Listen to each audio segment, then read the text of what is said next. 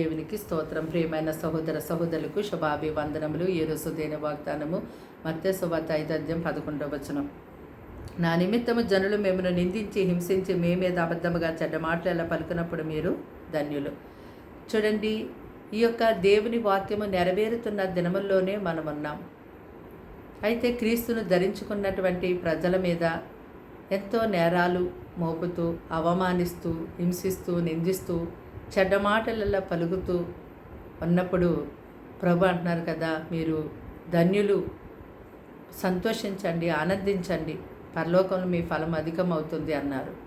నిజమే, క్రీస్తును ధరించుకున్నటువంటి వారందరూ కూడా ఎంతో ఓపిక కలిగి ఉంటారు, ఎంతో సహనము, ఎంతో ప్రేమ, ఎంతో నిరీక్షణ, ఎంతో తగ్గింపు కలిగి ఉంటారు. కనుకనే హింసలు, నిందలు, అవమానాలు ఎదురైనప్పటికీ కూడా ప్రార్థన చేసి దేవునికి అప్పగిస్తుంటారు తప్ప ఎంత మాత్రము కూడా దేవునికి విరోధముగా వెళ్ళరు. అయితే ఈ లోకంలో మనకి ఎదురయ్యే హింసలు, బాధలు, శ్రమలు తట్టుకోవడానికి మన శక్తి సరిపోదు. కానీ దేవుడు మనకెంతో సహాయం చేస్తారు. దేవుని యొక్క కృప మనకెంతో దొరుకుతుంది.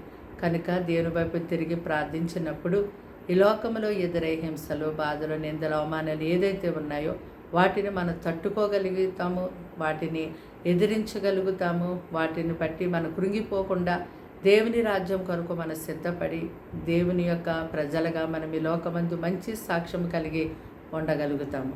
ప్రార్థన. దేవానికి స్తోత్రాలు, స్తుతులు చెల్లిస్తాం తండ్రి. మాటలు వింటున్న నీ బిడ్డలు మీ రక్తంతో కడిగి ముట్టి స్వస్థపరిచి బలపరిచి దీవించండి. వారి ఇంటి వారికి రక్షణ ఇవ్వండి.